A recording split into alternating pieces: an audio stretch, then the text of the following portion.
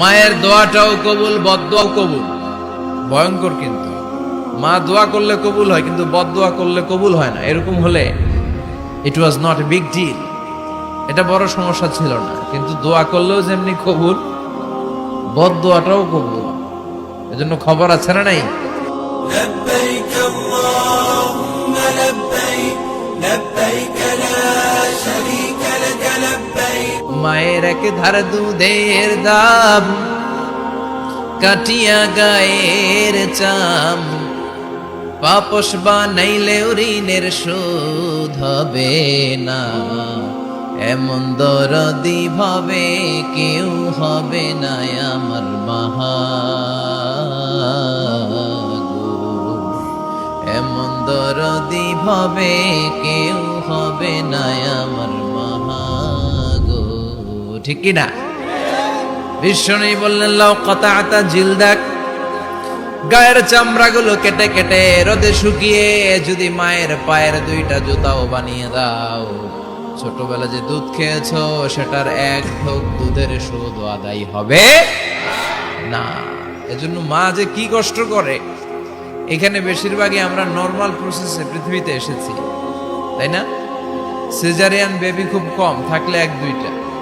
Normal প্রসেসে একটা বাচ্চাকে ডেলিভারি করতে একটা মায়ের যে কত কষ্ট হয় আপনি কল্পনাই করতে পারবেন না। চিকিৎসা বিজ্ঞান বলে একজন সুস্থ মানুষ, ব্যথার একটা ইউনিট আছে, মাত্রা, ব্যথা মাপার একক, ৪৫ ইউনিট পেইন বা ব্যথা একজন মানুষ সহ্য করতে পারে। ব্যথার তীব্রতা বা মাত্রা যদি ৪৫ ইউনিটের বেশি হয়, যদি ছাড়িয়ে যায়, হয় লোকটা বেহুশ হবে নয় মরে যাবে। আমার আর আপনার মা যখন আমাদেরকে নর্মাল প্রসেসে ডেলিভারি করেছেন তখন তারা ৪৫ না 57 ইউনিট প্লাস ৫৭ থেকে ৬০ ইউনিটের পেইনও তারা ছাড়িয়ে গেছে। ৫৭ ইউনিটেরও বেশি ব্যথা তারা সহ্য করেছে, যেটা কোনো অ্যাক্সিডেন্টে আপনার দেহের ২০৬টা হাড্ডি আছে তো ২০টা হাড্ডি একসাথে কোনো অ্যাক্সিডেন্টে ভেঙে গেলে যত ব্যথা তার চেয়েও বেশি ব্যথা।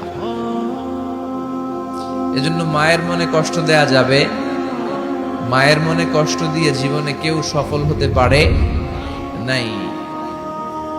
সাইয়েদনা মূসা আলাইহিস সালাম আল্লাহর একবার জিজ্ঞেস করলেন, আল্লাহ মাইয়াকুনু জালিসি ইয়াউমাল কিয়ামা, আল্লাহ আমার সাথে কিয়ামতের দিন জান্নাতে সাথী কে হবে? আল্লাহ বললেন, জালিসুকা ফিল জান্নাতি জাজ্জা, তোমার সাথী হবে কিয়ামতের দিন বিচার শেষে জান্নাতে যখন ঢুকবে তোমার সাথী হবে একজন কসাই। কসাই চিনেন? কি করে? গোশত কাটে। সাইয়েদনা মূসা আলাইহিস সালাম অবাক হলেন, ঘটনা কি? কসাই, আমি হইলাম নবী আর আমার সাথে জান্নাতে থাকবে? হাউ কাম ইটস পসিবল, এটা কিভাবে সম্ভব? আল্লাহ বললেন, নিজেই দেখে আসো এটা কেমন কসাই। সাইয়েদনা মূসা আলাইহিস সালাম ছদ্মবেশে কসাইয়ের দোকানে দাঁড়িয়ে রইলেন। দেখলেন স্পেশাল বিশেষ কোনো আমল নাই, কসাই শুধু গোশত কাটে, গোশত বিক্রি করে। দিন শেষে দোকান বন্ধ করে প্যাকেটের ভেতরে গোশত নিয়ে বাড়িতে রওনা হয়েছে। বাড়ির ভেতরে ঢুকে যাওয়ার পর সাইয়েদনা মূসা আলাইহিস সালাম ঘরের দরজার কড়া নাড়লেন। কসাই বলে, মান আনতা, তুমি কে? মূসা আলাইহিস সালাম বললেন, আনা মুসাফির, আমি মুসাফির, থাকার জায়গা নেই, আপনি যদি থাকার জায়গা দেন আপনার বাড়িতে থাকবো। কসাই বলে, আসেন। সাইয়েদনা মূসা আলাইহিস সালাম ঢুকলেন। কসাই বলে, এই ঘরে একটু থাকেন, ওই ঘরে আমার একটু কাজ আছে। মূসা আলাইহিস সালাম বললেন, যান, কাজ সেরে আসেন। মূসা আলাইহিস সালাম খেয়াল করলেন ওই ঘরে মাচার উপর থেকে বয়োবৃদ্ধ এক নারীকে তিনি নামিয়ে গোসল করালেন, টাওয়াল দিয়ে গা মুছিয়ে দিলেন, নতুন জামা পরিয়ে দিলেন। এরপর দোকান থেকে আনা সুন্দর গোশতের টুকরাটারে নিজ হাতে কেটে রান্না করলেন।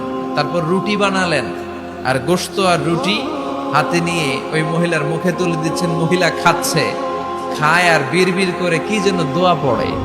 সুবহানাল্লাহ পড়বেন না? ওই মহিলাকে খাওয়ানোর পরে কসাই সাইয়েদনা মূসা আলাইহিস সালামকে মেহমান হিসেবে খাবার নিয়ে আসলেন। বললেন, ও পথিক, খাবার খান, সকালবেলা আপনিও চলে যাবেন, আমিও যাব আমার দোকানে, খেয়ে আপনি ঘুমিয়ে পড়েন। মূসা আলাইহিস সালাম বললেন, ততক্ষণ পর্যন্ত তোমার আনা খাবারে আমি হাত দিব না যতক্ষণ না তুমি বলবা ওই মহিলাটাকে। কসাই বলে হাদিহি উম্মি, এটা আমার মা। হাদিহি উম্মি, এটা আমার মা। এই দুনিয়া এই মা ছাড়া আমার কেউ নাই, আমিও ছাড়া আমার মায়ের কেউ নাই। তাই প্রতিদিন দোকানের কাজ শেষ করে গোশত এনে রান্না করে আমার মারে আমি খাওয়াই। হাদিহি উম্মি, এটা আমার জনম দুঃখিনী মা। সাইয়েদনা মুসা আলাইহিস সালাম, বুঝলাম তোমার মা, কিন্তু তুমি যখন রুটি তোমার মায়ের মুখের ভেতরে তুলে দিচ্ছিলে, তোমার মা বিড়বিড় করে কি যেন পড়লো। কি পড়ে তোমার মা? কসাই বলে, আমার মায়ের একটা পাগলা দোয়া আছে। কি দোয়া? আমি জানি কশিন কালো এই দোয়া কবুল হবে না। আবেগের বশবর্তী হয়ে প্রতিদিন আমার মা আমার খেদমতে আমার উপর এত সন্তুষ্ট হয়ে যায়, এত খুশি হয়ে যায়। আমার মা প্রতিদিন বলতে থাকে, আল্লাহুম্মা জাআল ইবনি জালিসা মূসা ইয়াউমাল কিয়ামা।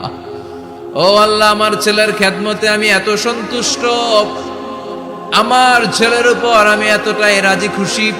শুনেছি এই জামানার সবচাইতে বড় পয়গম্বর, বনি ইসরাইলের সবচাইতে বড় নবী, ওই নবীর নাম নাকি মূসা।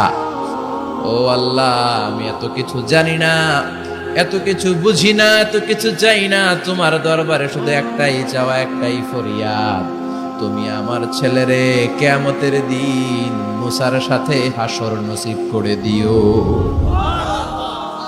আমার ছেলে কসাই ছেলেটারে তুমি মূসার জান্নাতের সাথী বানিয়ে দিও। আল্লাহুম্মা জাআল ইবনি জালিসা মূসা ইয়াউমাল কিয়ামা। জালিস মানে ফ্রেন্ড, বন্ধু। আল্লাহ, জান্নাতে আমার ছেলেরে তুমি মূসার বন্ধু বানিয়ে দিও। মূসা আলাইহিস সালাম এবার বুঝতে পারলেন। তিনি বললেন, ঘটনা তো এই জায়গায় এতক্ষণে বুঝতে পেরেছি, কেন আমার সাথে মুফাসসির যাবে না, হাফেজে কোরআন যাবে না, শহীদরা যাবে না, ওলিরা যাবে না, নবীরা যাবে না, আমার সাথে জান্নাতে যাবে কসাই। এটা মায়ের দোয়া। কার দোয়া? মায়ের দোয়ার দরকার আছে না নাই? অনেক পাওয়ারফুল মায়ের দোয়াটা। বুলেট মারলে বুলেট মিস হয়, মায়ের দোয়া মিস হয়? ড্রোন হামলা করলে ড্রোন হামলা মিস হয়ে যেতে পারে, কিন্তু মায়ের দোয়া কশিনকালে মিস হয় না। চিল্লায় বলেন ঠিক কি না? মায়ের দোয়াটাও কবুল, বদদোয়াও কবুল। ভয়ঙ্কর কিন্তু। মা দোয়া করলে কবুল হয়, কিন্তু বদদোয়া করলে কবুল হয় না। এরকম হলে it was not a big deal, এটা বড় সমস্যা ছিল না। কিন্তু দোয়া করলেও যেমনি কবুল, বদদোয়াটাও কবুল। এজন্য খবর আছে না নাই? এজন্য মায়ের কাছ থেকে সবসময় দোয়া নিতে হবে। দোয়া নিতে রাজি আছেন? আমাদের সমাজে এরকম অনেক ধরনের কুসংস্কার। 2 কলা খেলে 2 বাচ্চা হয়, তাই না? আসলে কি কথাটা ঠিক? বাচ্চা একটা হবে না, 2টা হবে। ছেলে হবে না মেয়ে হবে, এটা কে দেয়? আবার অনেকের মাথার চুলের মধ্যে 2টা গিঁট থাকে, আছে না নাই? 2 গিঁট থাকলে কয় তোর 2 বিয়া, 3 গিঁট থাকলে 3 বিয়া, গিঁট নাই কয় তোর বিয়া নাই, আছে না নাই? এগুলো মুসলমান বিশ্বাস করতে পারে? মুসলমান বিশ্বাস করে একজনকে, তিনি কে? তো এই 3 ফল, এটা খেলে মানুষ পাগল হয়ে যায় না। এটা স্বাস্থ্যকর একটা খাবার। বাংলাদেশের 3 আর আরব দেশের 3-এর পার্থক্য আছে। আরব দেশের 3 খুব সুস্বাদু। তো এই 3-এর নামে আল্লাহ একটা সূরা দিলেন। সূরার নাম হচ্ছে সূরাতুত তিন। সূরার নাম এরকম অনেক নামে আল্লাহ সূরা দিয়েছেন। খেয়াল করে দেখবেন, মানুষের নামে সূরা দিয়েছেন, সূরাতুল ইনসান, সূরাতুন নাস। আবার ইন্ডিভিজুয়াল 6 জন পুরুষ মানুষের নামে সূরা দিয়েছেন, 6 জন নবীর নামে, 1 জন ওলির নামে। সূরা হুদ, সূরা ইউসুফ, সূরা ইউনুস, সূরা মুহাম্মদ, সূরা ইব্রাহিম, সূরা নূহ, আছে না নাই? আবার সূরা লোকমান, আছে না নাই? মানুষের নামে সূরা, তাই না? তো 7 জন পুরুষের নামে সূরা, আর মাত্র 1 জন নারীর নামে আল্লাহ সূরা দিলেন। বলেন তো এই সূরাটার নাম কি? মারিয়াম। তো রেশিওটা কম হয়ে গেছে না? পুরুষ 7 জন, নারী 1 জন। নারীরা যাতে রাগ না করে, নারীদেরকে বুঝ দেওয়ার জন্য আল্লাহ সব নারীদের নামে আলাদা একটা সূরা দিলেন। সূরার নাম, তার মানে আল্লাহ নারীকে খুশি রাখতে চায়। বিশ্বনবীও নারীদেরকে খুশি রাখতে চায়। আমরা অনেকে বলে, হুজুর আপনি নারীদের পক্ষে কথা বলেন বেশি।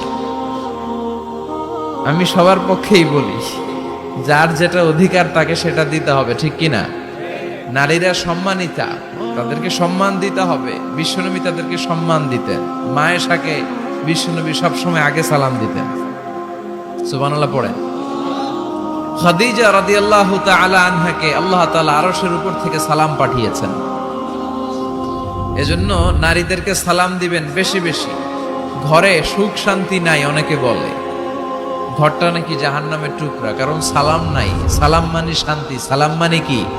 সালাম সালাম হাজার সালাম সকল শহীদ স্মরণে, আমার হৃদয় রেখে যেতে চাই তাদের স্মৃতির চরণে। পড়েন আমিন।